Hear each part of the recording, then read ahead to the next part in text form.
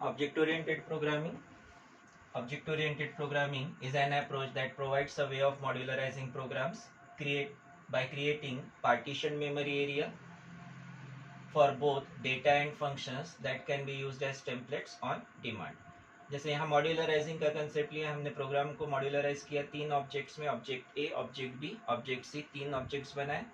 इन 3 objects में से हर object के पास उसका खुद का डेटा और खुद का फंक्शन होगा। खुद का डेटा खुद का फंक्शन है, खुद का डेटा खुद का फंक्शन है।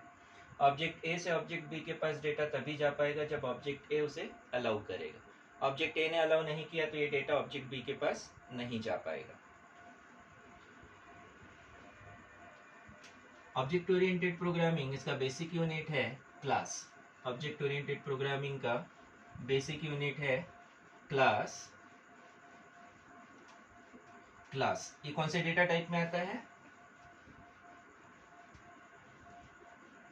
Yes, user defined data type. अभी तक हम लोगों ने जितने भी कंसेप्ट्स देखे उसमें basic data types and derived data types थे। अब यहाँ से यूजर डिफाइंड डेटा टाइप, लेकिन यूजर डिफाइंड डेटा टाइप में हम लोग डिटेल में सिर्फ क्लास ही पढ़ने वाले, क्लास डेटा टाइप ही पढ़ेंगे। और पूरा object oriented programming is based on class. Class is a way to bind data and its associated functions. Class is a way to bind data and its associated functions together. Data और उसके साथ जो data को operate करने वाले जो functions है या फंक्शंस को लगने वाला जो डेटा है वो सिंगल यूनिट में होगा, जिसे कहा जाता है क्लास। सिंटैक्स,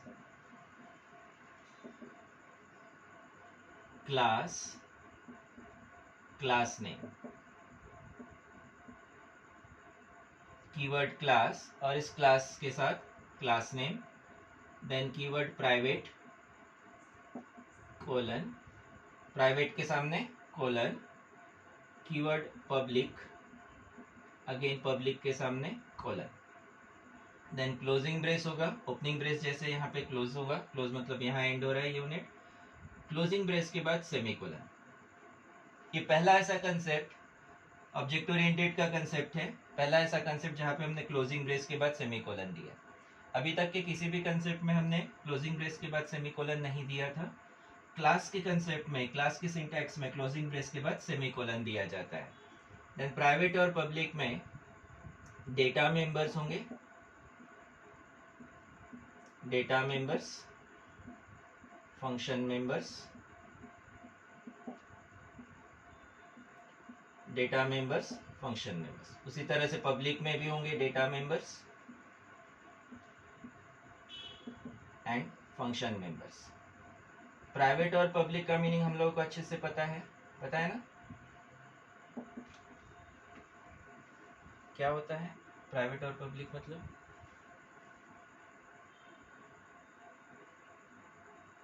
प्राइवेट मतलब क्या, पब्लिक मतलब क्या?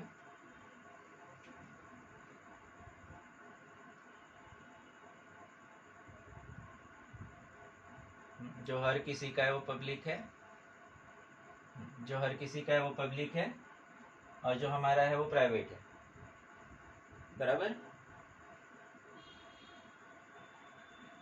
सेम उसी तरह से जैसे मैंने बोला यहाँ पे जो हमारा है वो प्राइवेट है और जो सबका है वो पब्लिक है, सेम उसी तरह से जो सिर्फ क्लास का है उसे प्राइवेट कहा जाएगा, और जो पूरे प्रोग्राम का है, यहाँ पे प्रोग्राम का कंसेप्ट, जो पूरे प्रोग्राम का है उसे पब्लिक कहा जाएगा। प्राइवेट डेटा सिर्फ क्लास के लिए होगा, क्लास के मेंबर फंक्शंस उसको एक्सेस कर पाएंगे। इसके अलावा बाहर से कहीं से एक्सेस करने की कोशिश करें तो प्राइवेट डेटा एक्सेस नहीं होगा। प्राइवेट डेटा या प्राइवेट फंक्शन क्लास के बाहर एक्सेस नहीं होंगे, ये सिर्फ क्लास के ही डेटा मेंबर और फंक्शन मेंबर एक्सेस कर पाएंगे। लेकिन अगर पब्लिक डेटा मेंबर और फंक्शन मेंबर है तो इसको क्लास के बाहर कहीं भी एक्सेस किया जा सकता है।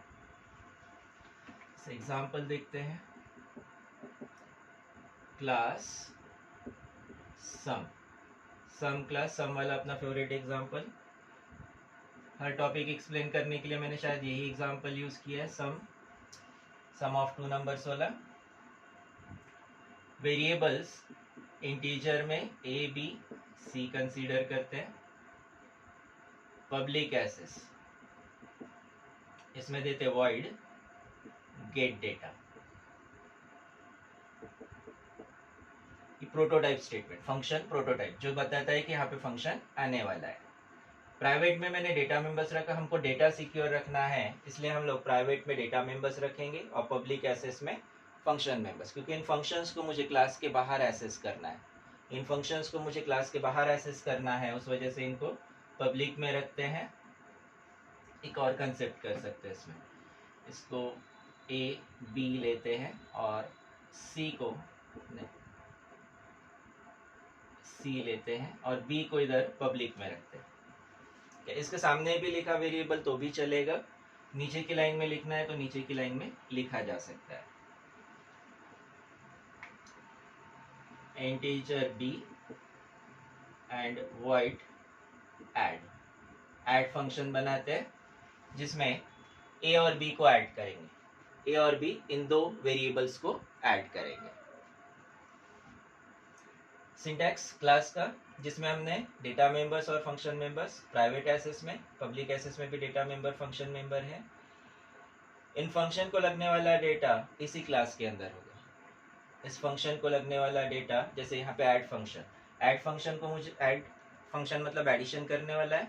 एडिशन करने के लिए मुझे कम से कम दो वेरिएबल्स लगेंगे और वो दो वेरिएबल्स यानी ए और बी हो गए इसी क्लास के अंदर इस फंक्शन को लगने वाले वेरिएबल से। या फिर दूसरे तरीके से ये कहा जा सकता है कि ए और बी ये जो वेरिएबल्स है ए बी सी, ये सिर्फ इसी क्लास के अंदर जितने फंक्शंस है उन फंक्शंस के लिए यूज होंगे। लिखो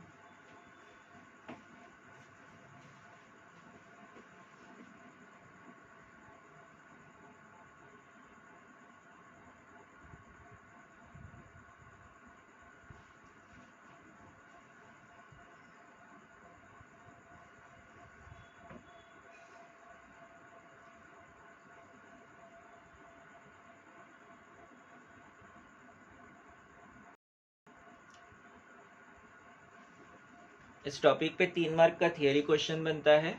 what is class, give general declaration of class. एक लाइन में व्हाट इज क्लास और उसका सिंटेक्स लिखना है और सिंटेक्स को एक्सप्लेन भी करना है। उसमें प्राइवेट क्या होता है, पब्लिक क्या होता है, एक्सप्लेन करना है।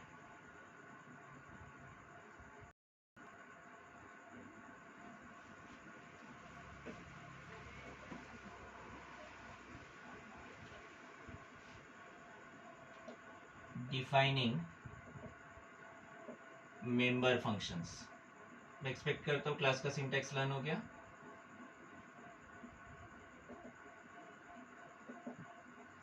डिफाइनिंग मेंबर फंक्शंस, जो क्लास में मेंबर फंक्शंस है हमने यहाँ पे वॉइड ऐड लिया था, उस मेंबर फंक्शन को डिफाइन करना है।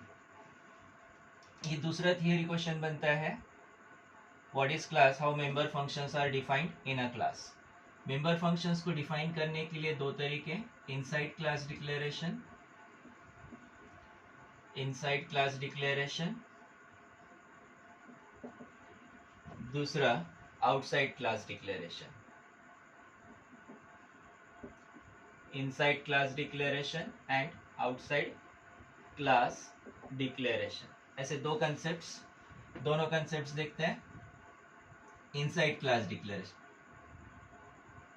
ऊपर वाला पार्ट कट गया अभी।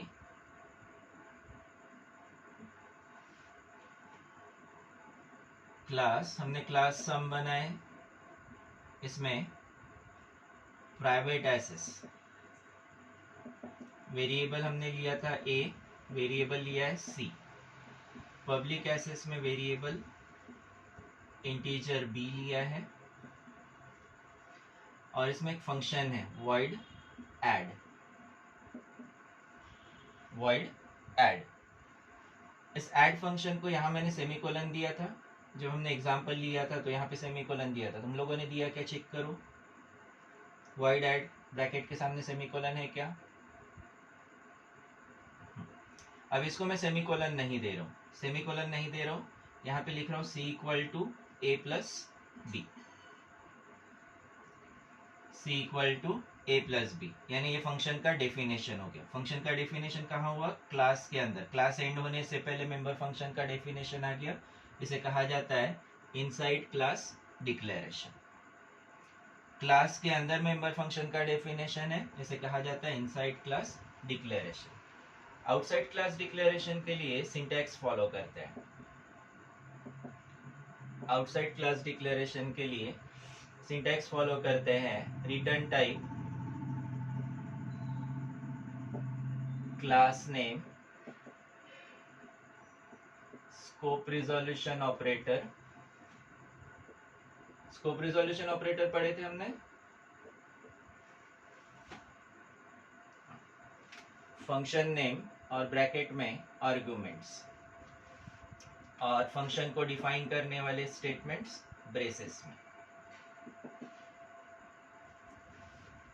सेम एग्जांपल वापस से हमने एग्जांपल लिया था क्लास सम, जो एग्जांपल है क्लास सम वाला, सेम एग्जांपल। इसमें वेरिएबल्स हमने डिक्लेयर किए प्राइवेट एसेस में, इंटीजर ए और सी। पब्लिक एसेस में है इंटीजर बी, और एक member function void gate data, नहीं void add फंक्शन। यहाँ मैं इसको सेमीकोलन दे के एंड कर रहा हूँ और क्लास को भी एंड कर रहा हूँ। यहाँ बोला है हमने आउटसाइड क्लास डिक्लेरेशन, यानी मेंबर फंक्शन क्लास के बाहर बने, क्लास के बाहर डिफाइन होगा। आउटसाइड क्लास डिक्लेरेशन, क्लास के बाहर मेंबर फंक्शन को डिफाइन करेंगे, और क्लास के बाहर मेंबर फंक्शन को डिफाइन करने के लिए हमको इस सिंटैक्स को फॉलो करना है। इस सिंटैक्स में है return type, return type of function. इस फंक्शन का रिटर्न टाइप क्या है? इस फंक्शन का return type void. Return type of this function is void. Then class name, class name क्या है? sum, class name sum. Scope resolution operator, function name is add. Bracket में कोई arguments नहीं है तो इसको एम्प्टी रखेंगे। void लिखना है, अगर एम्प्टी नहीं रखना है, void लिखना है तो void ब्रैकेट में लिखा जा सकता है। ऐड करने के लिए सेम स्टेटमेंट यूज करेंगे, c equal to a plus B. Addition तो सेम तरीके से ही होगा, सिर्फ मेंबर फंक्शन डिफाइन करने का तरीका चेंज हुआ। यहाँ पे हमने मेंबर फंक्शन को क्लास के अंदर डिफाइन किया था, इनसाइड क्लास डिक्लेरेशन। यहाँ मेंबर फंक्शन को क्लास के बाहर डिफाइन किया, और इस मेंबर फंक्शन को क्लास के बाहर डिफाइन करना है। क्लास के बाहर डिफाइन करने के लिए हमने यूज किया स्कोप रिजोल्यूशन ऑपरेटर। इस सिंटैक्स में जो पार्ट्स है उसमें return type, this void is return type, return type. Then sum is class name, and add मतलब function name. Return type void, class name sum, scope resolution operator, function name add. अब function तो same तरीके से define होगा, सी addition ही करना है तो c equal to a plus B, C equal to a plus B. अब इसमें भी मैंने प्राइवेट और पब्लिक में जो वेरिएबल्स लिए उसमें डिफरेंस क्या है ये नहीं बताया, ये एक्सप्लेन नहीं किया मैंने, ये आगे नेक्स्ट वाले टॉपिक पे एक्सप्लेन करता हूँ। देन एक पॉइंट और इसमें हमको ध्यान रखना है कि क्लास अगर हम लोग बना रहे, इसमें दो कीवर्ड्स यूज करेंगे, एक तो प्राइवेट दूसरा पब्लिक। इसमें से प्राइवेट कीवर्ड एक से ज़्यादा बार यूज किया जा सकता है। हम लोग छोटा प्रोग्राम बना रहे तो इसमें नंबर ऑफ वेरिएबल्स कम है। जब बड़े प्रोग्राम्स बनते हैं, बहुत सारा डेटा होता है, बहुत सारे वेरिएबल्स होंगे, उस केस में वेरिएबल्स बहुत ज़्यादा है तो कुछ वेरिएबल्स यहाँ पे, फिर कुछ फंक्शंस होंगे, फिर उसके बाद फिर से अगर हमको लगता है कि वेरिएबल्स और डिक्लेयर करने हैं और प्राइवेट एसेस में रखना है तो फिर से कीवर्ड प्राइवेट देके फिर से वेरिएबल डिक्लेयर किए जा सकते हैं, और पब्लिक में फिर से फंक्शन मेंबर्स ले सकते हैं। यानी एक क्लास में एक से ज़्यादा बार प्राइवेट हो सकता है, एक से ज़्यादा बार पब्लिक कीवर्ड आ सकता है। इसके अलावा इसका सीक्वेंस इंपॉर्टेंट नहीं है, प्राइवेट पहले हो या पब्लिक पहले हो उससे कोई फर्क नहीं पड़ता है। देन सबसे इंपॉर्टेंट पॉइंट, ये पॉइंट समझा, ये जो बताया मैंने अभी समझा? हाँ, क्या क्या बताया मैंने? एक क्लास में एक से ज्यादा बार प्राइवेट हो सकता है, एक से ज्यादा बार पब्लिक हो सकता है, इसका सीक्वेंस इंपॉर्टेंट नहीं है, ऊपर नीचे हो सकता है। देन अगर कोई कीवर्ड नहीं है, एक तो प्राइवेट या फिर पब्लिक, ये जो दो कीवर्ड्स है, प्राइवेट या पब्लिक ऐसा कुछ भी स्पेसिफाई नहीं किया है, तो डिफॉल्ट क्या होना चाहिए?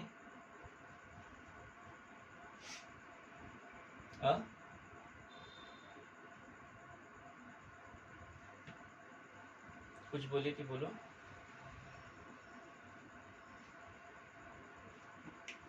अगर मैंने कीवर्ड प्राइवेट या कीवर्ड पब्लिक नहीं दिया, जैसे ये मेरे हाथ में मार्कर है, मैंने डिफाइन भी नहीं किया, तब भी ये किसका मार्कर है?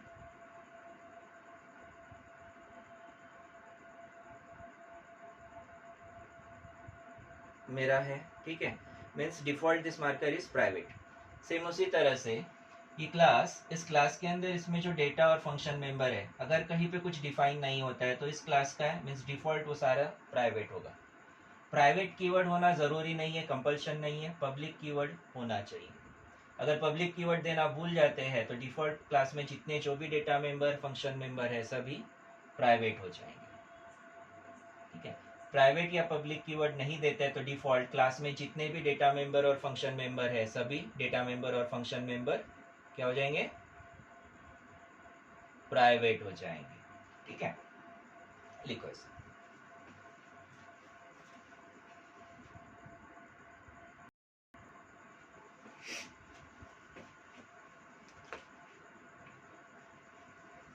देन ऑब्जेक्ट ओरिएंटेड प्रोग्रामिंग में object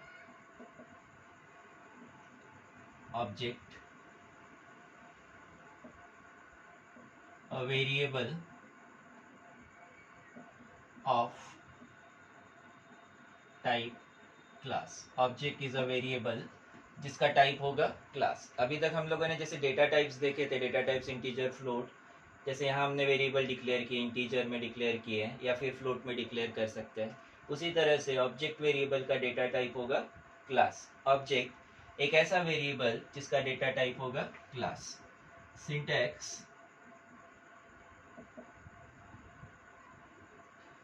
class name object variable, class name object variable, semicolon. For example यहाँ अगर हम लोग सम क्लास कंसीडर करते हैं तो सम क्लास के लिए ऑब्जेक्ट एस होगा। ऑब्जेक्ट वेरिएबल है, वेरिएबल के सभी रूल से फॉलो करेगा। एस हमने लिया, S is object for class sum, S is object for class sum. ऐसे मल्टीपल ऑब्जेक्ट्स क्रिएट किए जा सकते हैं, S1, S2, S3 with separate existence of data. जैसे कंसीडर करो एटीएम कार्ड,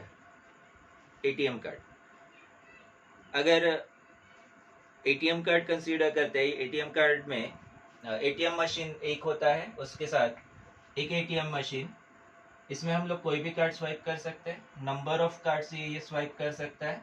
हर कार्ड में सेपरेट डेटा होता है, हर कार्ड के साथ सेपरेट डेटा होता है। सेम वैसे यहाँ पे सम फंक्शन यानी एटीएम मशीन, और इस एटीएम मशीन में S1, S2, S3 ऐसे मल्टीपल ऑब्जेक्ट्स मतलब मल्टीपल कार्ड्स जो स्वाइप होंगे, और हर एक कार्ड के साथ उसका सेपरेट डेटा होगा, सेपरेट होगा, है ना। जैसे मैंने अगर अपना एटीएम कार्ड यहाँ पे स्वाइप करा और कैश विड्रॉ कर रहा हूँ तो मेरे अकाउंट से विड्रॉ होगा ना, श्रेया के अकाउंट से तो नहीं विड्रॉ होगा।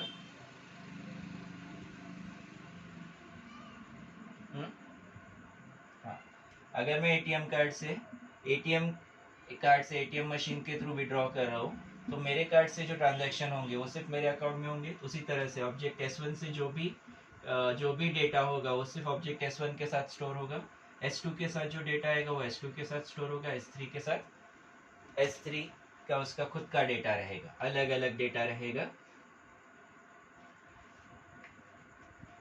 अब इससे मेंबर फंक्शंस एक्सेस कैसे करेंगे? Accessing data members using object, accessing data members.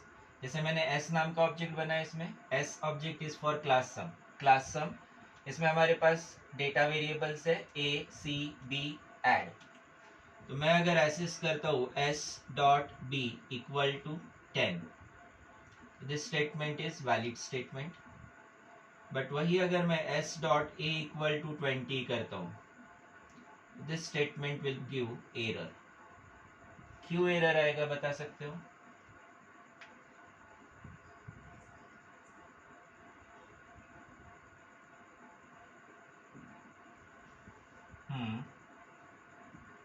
बराबर। प्राइवेट में होने की वजह से, ए वेरिएबल प्राइवेट में होने की वजह से ऑब्जेक्ट हम लोग क्लास के बाहर बना रहे, ऑब्जेक्ट क्लास के बाहर बना रहे, प्राइवेट डेटा क्लास के बाहर एक्सेस नहीं होगा, क्लास के बाहर कोई और उसको एक्सेस नहीं करेगा। क्लास के मेंबर फंक्शन एक्सेस कर सकते हैं, क्लास का जो ऐड फंक्शन है ये इसको एक्सेस कर सकता है। Just like ATM card parents का अगर है तो हम लोग भी उसको एक्सेस कर सकते हैं। उसी तरह से यहाँ का जो ये मेंबर फंक्शन है यहाँ के डेटा मेंबर्स को, सभी डेटा मेंबर्स को एक्सेस कर सकता है। लेकिन ये ऑब्जेक्ट मैंने कहीं बाहर बनाया, इस ऑब्जेक्ट से बी को एक्सेस करूंगा, बी पब्लिक में है, पब्लिक डेटा मेंबर एक्सेस होगा, लेकिन प्राइवेट डेटा मेंबर एक्सेस नहीं होगा, उसे एरर जनरेट होगा। उसी तरह से इस क्लास का जो मेंबर फंक्शन है ऐड, ये एक्सेसिंग डेटा मेंबर हो गया। उसी तरह से accessing member function, member functions को भी एक्सेस करने के लिए डॉट ऑपरेटर का यूज किया जाता है। एस डॉट एड, ऐसे मेंबर फंक्शन को एक्सेस किया जा सकता है। This statement is valid statement, क्योंकि ये पब्लिक एक्सेस में, यही अगर प्राइवेट एक्सेस में होता है ऐड फंक्शन तब ये स्टेटमेंट एरर देता। क्यों एरर देता?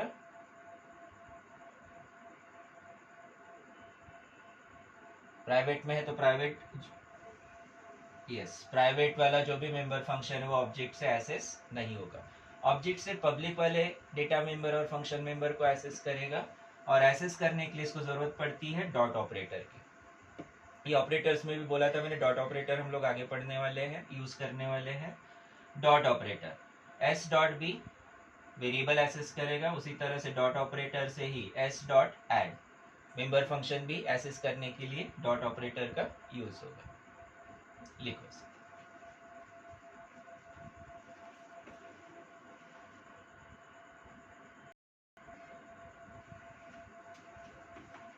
हमने अभी तक के टॉपिक में ऑब्जेक्ट ओरिएंटेड प्रोग्राम का डेफिनेशन देखा, देन क्लास का सिंटैक्स देखा, क्लास का डेफिनेशन, क्लास का syntax, then object variable. Class के सिंटैक्स के बाद हमने डिफाइनिंग मेंबर फंक्शंस देखा। क्लास के अंदर जो मेंबर फंक्शंस होते हैं उसको दो तरीके से डिफाइन किया जा सकता है, इनसाइड और आउटसाइड क्लास। उसके बाद हमने देखा ऑब्जेक्ट वेरिएबल, उस ऑब्जेक्ट वेरिएबल से क्लास के अंदर के क्लास के डेटा मेंबर्स और फंक्शन मेंबर्स को एक्सेस किया जा सकता है, क्लास के डेटा मेंबर्स और फंक्शन मेंबर्स को एक्सेस किया जा सकता है यूजिंग ऑब्जेक्ट। अब ये सब हमने पार्ट्स में देखा, इसको पूरा एक प्रोग्राम बनाते हैं। जो प्रोग्राम का हमारा स्ट्रक्चर है, structure of C plus plus program, structure of C plus plus program, इसमें 4 पार्ट्स होते हैं। पहला इंक्लूड फाइल्स, दूसरा क्लास डिक्लेरेशन, क्लास डिक्लेरेशन, तीसरा क्लास डेफिनेशन। क्लास डेफिनेशन मतलब क्लास के अंदर जो मेंबर फंक्शंस है उनका डेफिनेशन, मेंबर फंक्शन डेफिनेशन। और लास्ट फंक्शन है, लास्ट पार्ट आता है main function, main. 4 parts, include files, class declaration, class definition and main function, ऐसे 4 पार्ट्स में हम लोग ये प्रोग्राम डिजाइन करेंगे। सिंपल सा वही एग्जांपल लेते जो अलग अलग पार्ट्स में लिए थे हमने, सम ऑफ टू नंबर्स वाला, sum of two numbers using object oriented programming या यूजिंग क्लास। इंक्लूड फाइल्स में वही 2 files, hash include iostream.h and hash include conio.h, hash include iostream.h, hash include conio.h।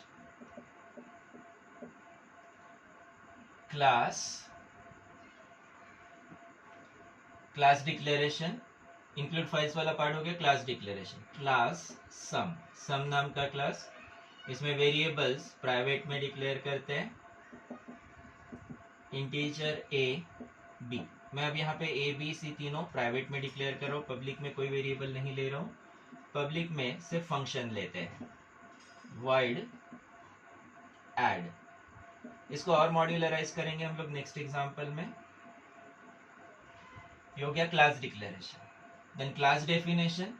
Class definition इस member function को class के बाहर define करते हैं, outside class का कंसेप्ट यूज करेंगे। आउटसाइड क्लास के लिए क्या सिंटैक्स था, क्या सिंटैक्स है आउटसाइड क्लास का? Yes, return type. Return type is void, इसका रिटर्न टाइप है void। Class name, class name क्या है? sum, class name is sum। Then scope resolution operator, function name add।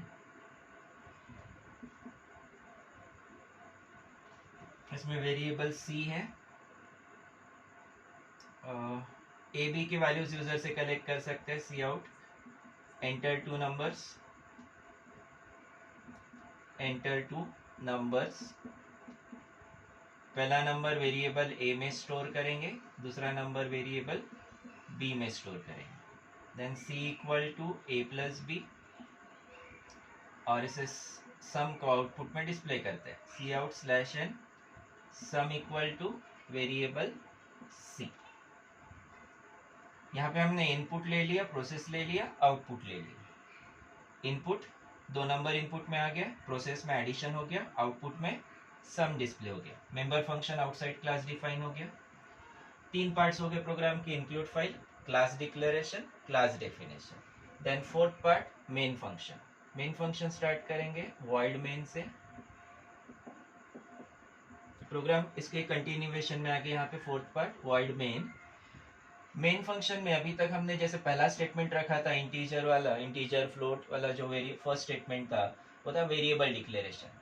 यहाँ भी वेरिएबल डिक्लेरेशन होगा, लेकिन वो वेरिएबल होगा ऑब्जेक्ट वेरिएबल। यहाँ भी वेरिएबल होगा, लेकिन ये वेरिएबल कौन सा होगा, कौन सा variable use, yes, object variable. यहाँ वेरिएबल होगा ऑब्जेक्ट। ऑब्जेक्ट बनता है क्लास के लिए, तो सम क्लास, इस सम क्लास के लिए object variable S. CLR SCR screen clear करने के लिए। देन S डॉट, एक ही फंक्शन है अपने पास ऐड नाम का, उसको एक्सेस करेंगे। Object variable dot add function. Object variable is S dot add function, get ch देंगे, इसको क्लोज करेंगे। ये बन गया पूरा प्रोग्राम, जिसमें 4 पार्ट्स आते हैं। ऑब्जेक्ट ओरिएंटेड प्रोग्रामिंग वाला पार्ट है। स्टार्टिंग में जब हमने स्टार्ट किए थे तब बोला था मैंने, पहला प्रोग्राम जब हमने बनाए थे तब मैंने बोला था कि अभी हम लोग प्रोग्राम 2 ही पार्ट्स में बना रहे, एक इंक्लूड फाइल और दूसरा main function. Object oriented programming जब क्लास डेटा टाइप आएगा उसके बाद से शुरू करेंगे। आज हमने क्लास डेटा टाइप पढ़ा, जिसमें क्लास डिक्लेरेशन, क्लास डेफिनेशन, ये 2 पार्ट्स भी कवर हो रहे हैं। तो C++ का पूरा प्रोग्राम बनेगा 4 पार्ट्स में, include files, class declaration, class definition means member function definition, and main function. Concept समझ में आ गया? लिखो।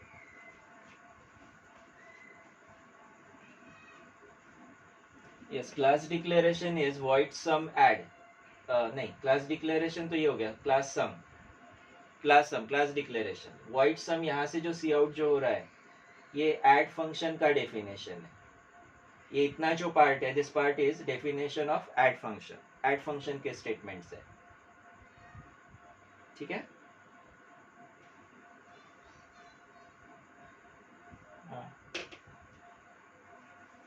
नहीं, इंक्लूड, जिसमें हमने इंक्लूड वर्ड्स लिखे वो इंक्लूड फाइल्स, 2 फाइल्स इंक्लूड किए, एक iostream.h, दूसरा conio.h। ये क्लास सम यानी यहाँ पे हो गया class declaration, class declaration. Then add function जहाँ डिफाइन कर रहे हैं, ये हो गया क्लास डेफिनेशन। ठीक है, क्लास यहाँ पे एंड हो गया, सेमीकोलन देके क्लास को हमने एंड कर दिया यहाँ पे। अब मेंबर फंक्शन का डेफिनेशन यानी क्लास डेफिनेशन, और ये चौथा पार्ट हो गया मेन फंक्शन। ठीक।